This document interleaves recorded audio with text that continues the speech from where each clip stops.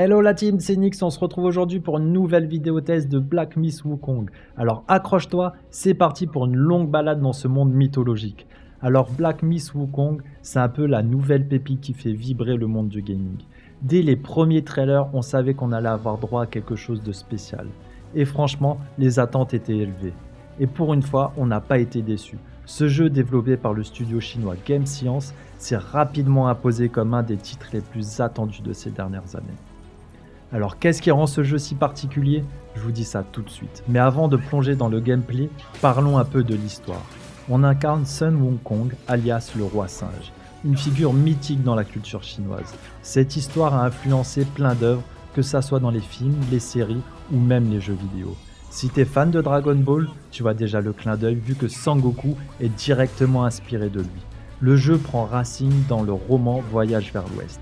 Un classique littéraire chinois, ce qui est cool, c'est que le jeu reprend cet héritage et le mélange à une narration épique. Tu vas te retrouver à affronter des créatures mythologiques, des démons et d'autres bêtes surnaturelles qui vont te donner du fil à retordre. Visuellement, c'est juste incroyable. Le jeu tourne sur Unreal Engine 5, ce qui permet des graphismes à couper le souffle. Les décors sont magnifiques, les animations sont fluides et les effets visuels sont impressionnants. Quand tu joues à Black Myth Wukong, tu te retrouves littéralement dans un tableau vivant. Chaque zone du jeu est soignée dans les moindres détails, que ce soit les forêts brumeuses, les temples en ruine ou les montagnes imposantes. C'est vraiment un pur plaisir pour les yeux et ça rend l'exploration du monde encore plus immersif. Le gameplay, lui, est clairement inspiré des jeux Souls-like. C'est exigeant, parfois frustrant, mais toujours gratifiant. Et crois-moi, quand tu vas battre ton premier boss, tu vas vraiment être heureux. Chaque combat est un défi et même les ennemis de base peuvent te poser des problèmes si tu fais pas attention. Les boss quant à eux sont énormes et terrifiants. Ils te forcent à maîtriser parfaitement ton timing et tes esquives, sinon tu risques de te faire écraser en 2 temps 3 mouvements. Et c'est là toute la beauté du jeu.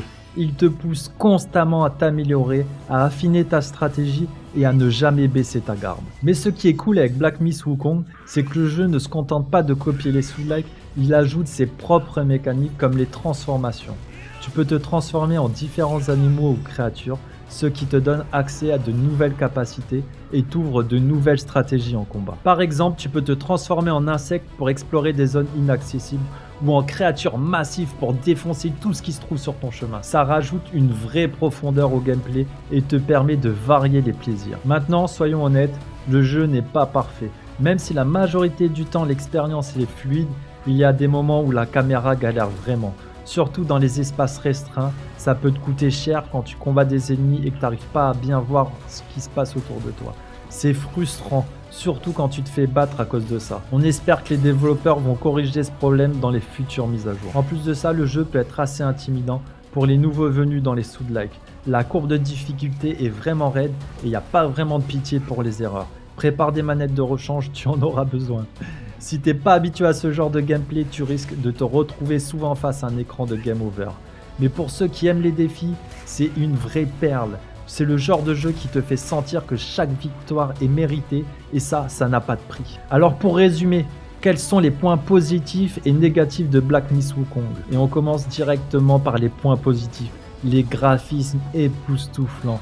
Chaque environnement est une œuvre d'art en soi, avec des détails incroyables et une ambiance immersive. Deuxième point positif, le gameplay exigeant.